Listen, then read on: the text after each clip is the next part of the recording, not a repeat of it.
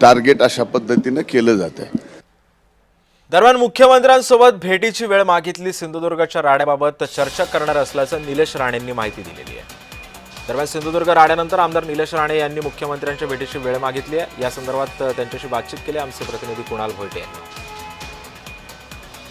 जो काही सिंधुदुर्गामध्ये राडा झाला होता त्या प्रकरणी आता ते प्रकरण थंड होत चाललेलं आहे का?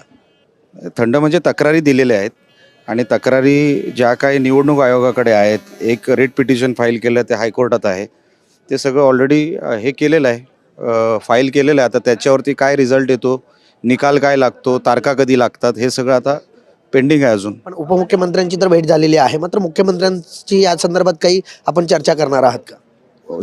मी साहेबांची वेळ मागितलेली आहे, म्हणजे मागणार आहे, अजून मागितली नाही, वेळ मागणार आहे। एकदा भेटल्यावर सांगतो तुम्हाला। नक्कीच मुख्यमंत्र्यांची वेळ मागितलेली आहे किंवा आता मागणार आहे, अशा प्रकारची प्रतिक्रिया जी आहे ती निलेश राणे यांनी सिंधुदुर्गमध्ये झालेल्या राड्या प्रकरणी दिलेली आहे। व्हिडिओ जर्नलिस्ट नित्यानंद नाईकसह कुणाल भोईटे, जय महाराष्ट्र न्यूज, नागपूर। पुढची बातमीबाबत छत्रपती संभाजीनगरमध्ये 2 गटात बेदम मारहाण करण्यात आल्याचं समजतंय। मुलींचे फोटो काढल्याप्रकरणी हा वाद झाला आणि या वादाचं रूपांतर हाणामारीमध्ये झालं।